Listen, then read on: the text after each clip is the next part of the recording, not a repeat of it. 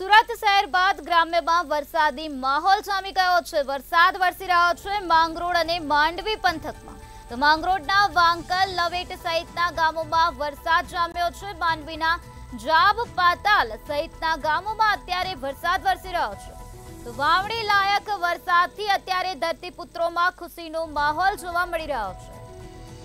સુરતથી આ મહત્વના સમાચાર સામે આવ્યા, જ્યાં સુરત શહેર બાદ ગ્રામ્ય વિસ્તારમાં પણ વરસાદી માહોલ જોવા મળી રહ્યો છે। ત્યારે લોકોને ગરમીમાંથી રાહત પ્રાપ્ત થઈ છે। વરસાદ થવાના કારણે વાતાવરણમાં ચારોકોર ઠંડક પ્રસરી ગઈ છે।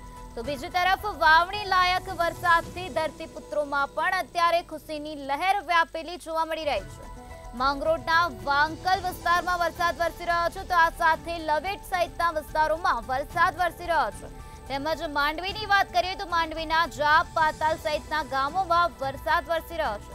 તો સ્થાનિકોને કાળઝાળ ગરમીમાંથી અત્યારે રાહત પ્રાપ્ત થઈ ગઈ છે, કારણ કે વરસાદી માહોલ જામી ગયો, જેના કારણે વાતાવરણમાં ચારોકોર ઠંડક પ્રસરી ગઈ છે।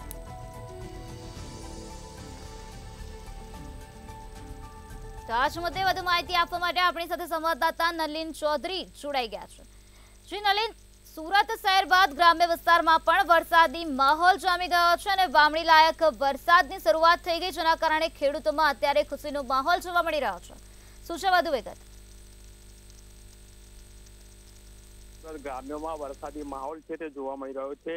સુરત ગ્રામ્યના માંગરોળ અને માંડવી પંથકમાં કહી શકાય કે વરસાદી માહોલ જામ્યો છે। માંગરોળના વાંકલ, લવેટ, નાંદોલા, ફળી સહિત અનેક ગામોમાં વરસાદ છે તે શરૂ છે। બીજી તરફ વાત કરીએ માંડવીની, તો માંડવીના જાપ, પાતલ, ચંદનપુર સહિતના ગામોમાં છે તે વરસાદ વરસી રહ્યો છે અને તેને જ લઈને ખેડૂતોમાં ખુશીનો માહોલ છે તે જોવા મળી રહ્યો છે, કારણ કે વાવણી લાયક જે વરસાદ વરસ્યો છે તેને લઈને ધરતીપુત્રો છે તેઓ ખાસ કરીને ખુશ જોવા મળી રહ્યા છે, કારણ કે અનેક જે ખેડૂતો હતો તેમના દ્વારા વાવણી કરી દેવામાં આવી હતી અને ત્યારબાદ કહી શકાય કે છૂટાછવાયા વરસાદને લઈને ખેડૂતો ચિંતિત હતા, પરંતુ જે પ્રકારે વાવણી લાયક વરસાદ વરસ્યો છે તેને લઈને હવે ખેડૂતો પણ ખુશ જોવા મળી રહ્યા છે।